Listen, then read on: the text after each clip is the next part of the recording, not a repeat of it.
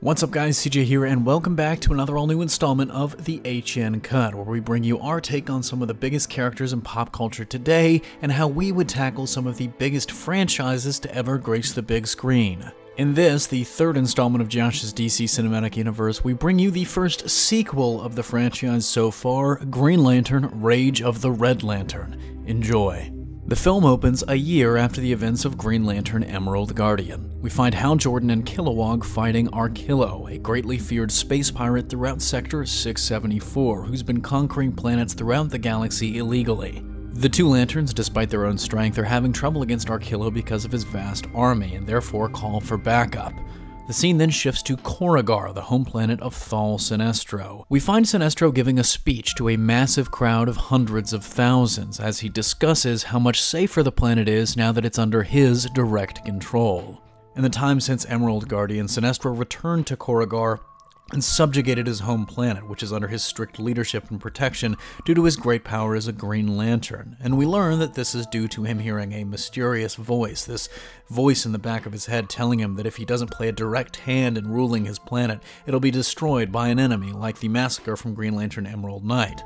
During the speech, Sinestro receives a priority call from Hal Jordan calling for his assistance, but he ignores it, deeming the assault on Arkillo not worth his time. We cut back to Hal Jordan and Kilowog as they're joined by about 30 more Lanterns who successfully repel Arkillo's army. After a lengthy battle, the GLC gains dominance and defeats Arkillo. Placing him under arrest, Kilowog takes over with 2 more Green Lanterns to return their new war criminal, while Hal goes to find Sinestro. Tracing his ring as their partners, or meant to be, Hal reaches Corrigar, where he can't believe what he finds. The abuse of power by Sinestro prompts him to report the goings-on to the Guardians, after Sinestro denies accepting what he's doing to his home planet is wrong and against the Corps' rules. Hal and Sinestro get into a brief fight, with Sinestro refusing to let Hal leave until asked if Abin Sur would approve. That question shocks Sinestro enough for Hal to escape and return to Oa. We then cut to a space bar where a soldier from Arkillo's army that escaped tells the aliens about fighting the Green Lanterns. When he gets to the part about their rings, he's interrupted by a cloaked stranger, who talks about how he knows how this soldier can get revenge. The stranger asks if the soldier's angry at the intervention of the Green Lantern Corps. The soldier, revealing his name to be Des Trevius, says his anger is boiling as he was one payday away from retirement, but now has to hide in fear, living as a fugitive. The soldier asks how the cloaked stranger can help, receiving a response to follow him. The two travel to the planet Easmalt, where we find an object resembling a Green Lantern, but its color has changed as it's seemingly filled with blood. At this moment, Des turns around confused when the cloaked figure stabs him, draining a large amount of blood from the body into the lantern.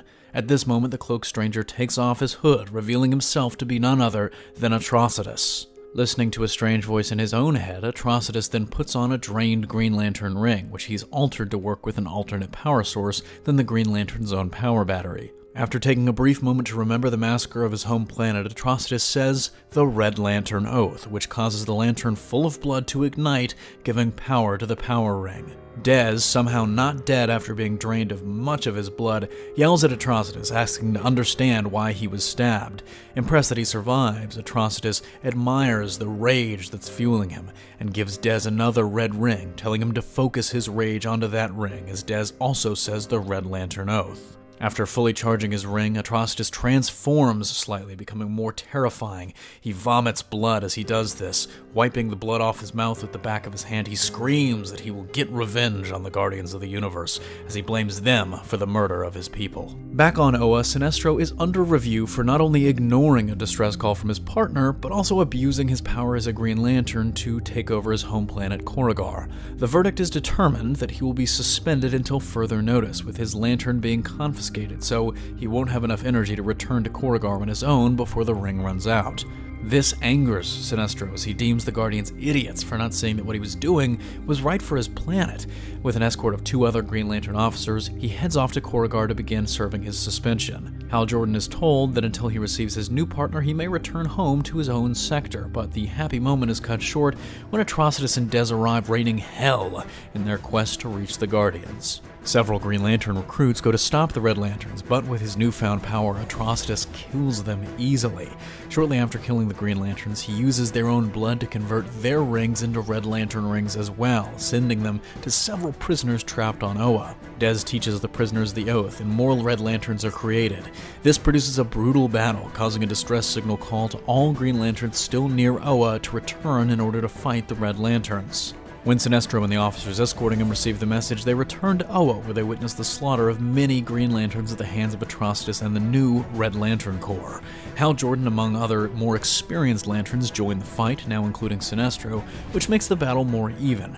Even with the odds even, a long battle ensues until Atrocitus, in a fit of rage, creates a massive explosion which knocks out most of the Green Lanterns. He uses this moment to charge towards the Guardian's tower. Sinestro tries shooting him with the blast of energy, but the ring runs low on power because his battery was taken.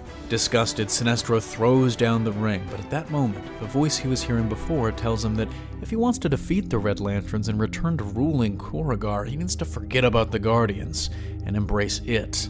Asking what it really is, the entity, which we now know is more than just a voice, claims to be a gift from Cord. We then get a flashback to the events of the first movie and what Sinestro, Hal Jordan, and Tomar Ray discovered on Cord. In a scene that we weren't shown, the Weapon Masters noticed Sinestro, and when he was alone, they invited him to look at their designs and their upgrades to the Manhunters. They tried seducing Sinestro with the ability to wield energy so powerful that even the Guardians feared it. Sinestro was obviously intrigued, but he declined. But the Weapon Masters slipped yellow energy into his ring when he wasn't paying attention, modifying it ever so slightly. It's revealed that this yellow energy is an extension of a being called Parallax, which is the embodiment of the yellow energy from the emotional spectrum. When Sinestro asks which emotion the yellow taps into, Parallax says, "Fear." Deciding the Guardians are fools with outdated ideals, he listens to Parallax, who tells him to charge his ring again, but this time to say a new oath. Sinestro complies, which triggers a yellow entity to emerge from the ring and form in front of Sinestro. Parallax, the entity, explains its origin and alters the ring to now harness yellow light. After this task, the entity goes into the battery, claiming it's not done resting, but he'll now be more powerful than any single Green or Red Lantern. With this newfound power, Sinestro goes to Atrocitus and attacks him violently with yellow energy blasts and new constructs which seem to be what Atrocitus fears the most. Hal Jordan witnesses their fight and joins in, helping Sinestro, and together they send Atrocitus and the other Red Lanterns retreating from Oa. In the aftermath of the battle, many Green Lanterns are dead, many more injured, and destruction abounds. Hal goes to help the injured, while Sinestro roams searching for an abandoned lantern to use as the new Yellow Lantern. In the process, he runs into the escaped prisoner Arkillo, who refused to become a Red Lantern. Sinestro recognizes a brilliant strategist when he sees one, and converting a dead Green Lantern's ring into a new yellow ring, he offers Arkillo the chance to be his second in command, which the pirate accepts. They then head off to find more people to join the new Sinestro Corps.